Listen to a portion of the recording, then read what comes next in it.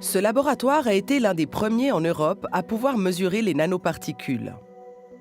Nous y avons fait tester 15 produits, des soupes, des bonbons, des condiments, des dentifrices, des compléments alimentaires et des chewing-gums.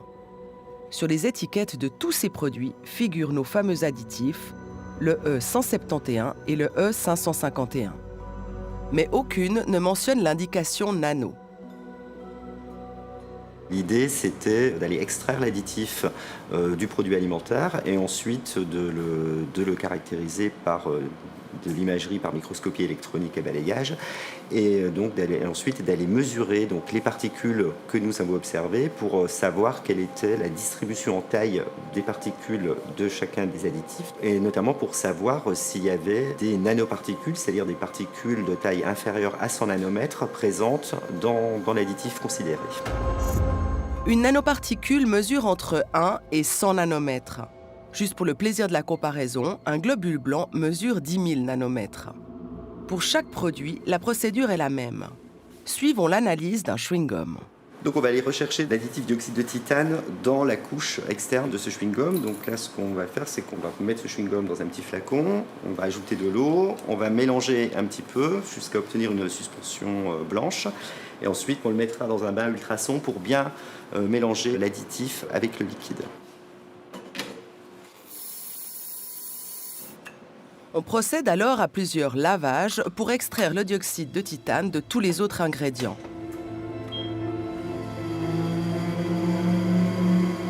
Le but est de pouvoir mesurer toutes les différentes tailles de l'additif dans notre chewing-gum.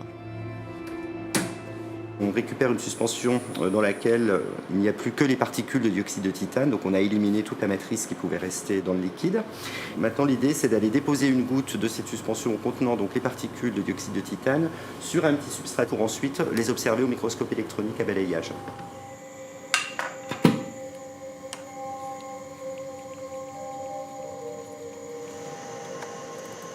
Sur l'image, on mesure les particules de l'échantillon.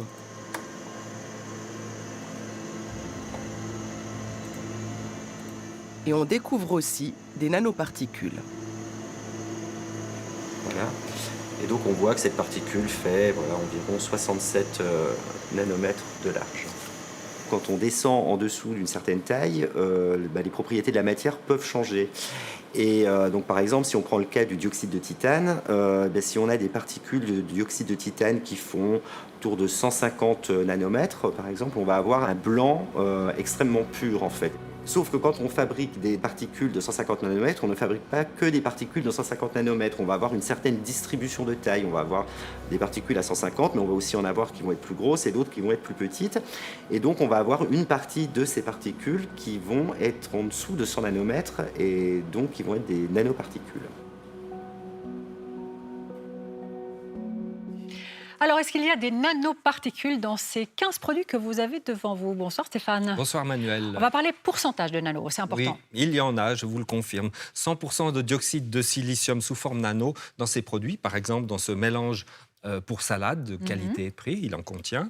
C'est la même chose pour ce produit paprika de Zweifel, à ne pas confondre avec les chips qui n'en contiennent pas. Zweifel nous indique que renoncer à ce E551 diminuerait considérablement la qualité du produit et la dosabilité du produit puisqu'il serait aggloméré et donc c'est difficile d'y renoncer.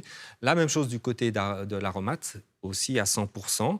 Aromate précise que l'additif évite de devoir jeter le produit avant sa date de péremption, ce qui est un argument. Et pour finir, ce mélange de condiments pour fondu, qui est toujours un mélange qu'on doit pouvoir verser, Oswald nous dit que ce produit doit résister à l'humidité. C'est pour ça qu'on en ajoute ce E551. D'accord, alors le E551, on l'a compris, sert d'anti-agglomérant, mais pas seulement, de support aussi à d'autres additifs comme les colorants, également d'épaississants, d'anti-moussants et d'émulsifiants. Et on en trouve aussi dans les 3 produits que vous avez là devant vous.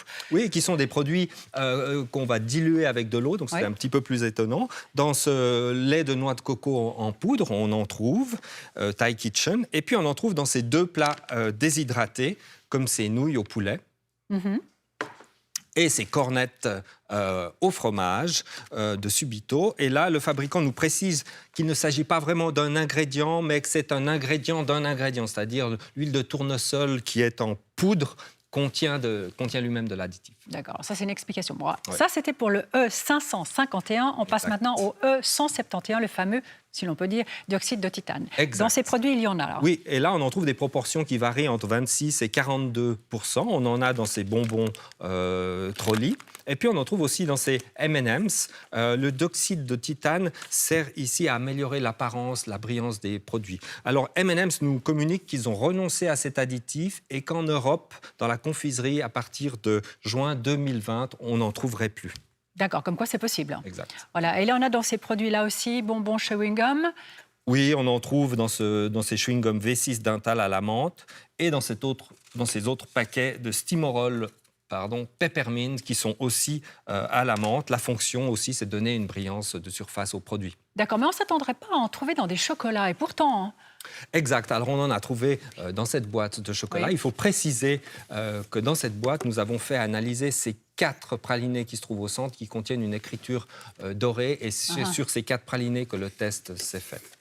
et cerise sur le gâteau, vous avez là des produits qui contiennent les deux Exact, dioxyde de titane plus dioxyde de silicium sous forme nano. Exact, oui, c'est le cas dans ces compléments alimentaires, glucosamine active. Oui. Là, on a aussi demandé aux fabricants à quoi servaient ces deux composés. On n'a pas eu de réponse, on ne sait pas exactement. On en trouve aussi dans ces 2 dentifrices, dans le Odol Med et puis dans le Sensodyne Rapide.